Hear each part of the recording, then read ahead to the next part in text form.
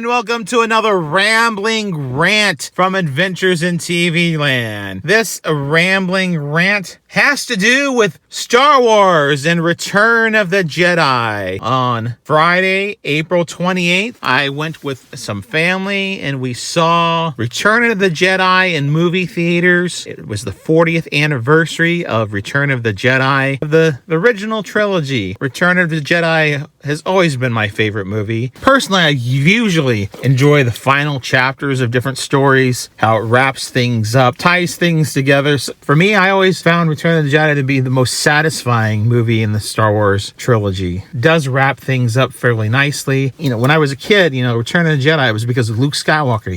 It was the return. Luke was the Jedi. He was a Jedi now. He was back. The Jedi had returned. It's not just about Luke.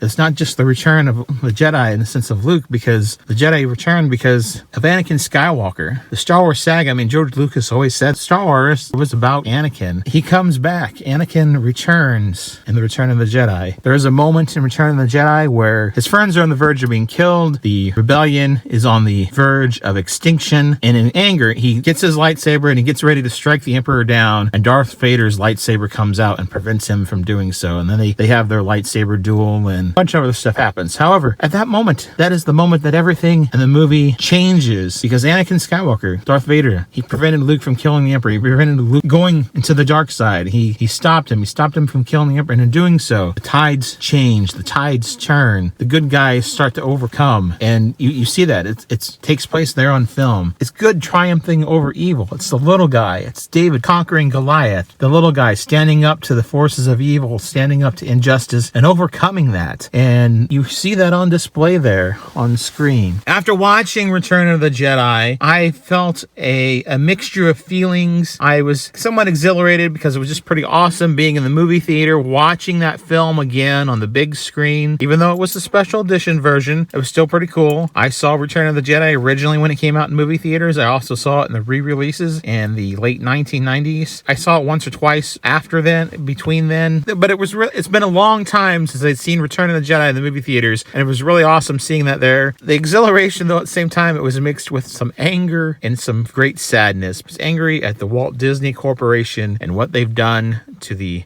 franchise that was called Star Wars. Star Wars should have been a sure thing for Walt Disney. It would have been money in the bank, but they chose not to do that. They chose not to bring Han, Luke, and Leia back together. They chose to drastically change the characters so they weren't actually the characters they were really in the story. They changed them so much they were unrecognizable from what they had been. The characters that you see in the Disney films are not the same characters that are in the original Star Wars trilogy. They're just not. They may have the same names, but they're not the same characters. So I was angered by that because, you only had one chance to bring those characters back together and what they did to those characters. And then not only that, but just to the franchise as a whole, because Star Wars now is not really Star Wars. The closest we came to that really might have been, the one thing, I guess the two things sort of Disney did correctly. You had Rogue One and then you had The Mandalorian. But after season 2 of The Mandalorian, that's no longer the case. It's very saddening that the thing that I grew up on, not just me, there were generations of people who grew up with Star Wars, that even though there's more product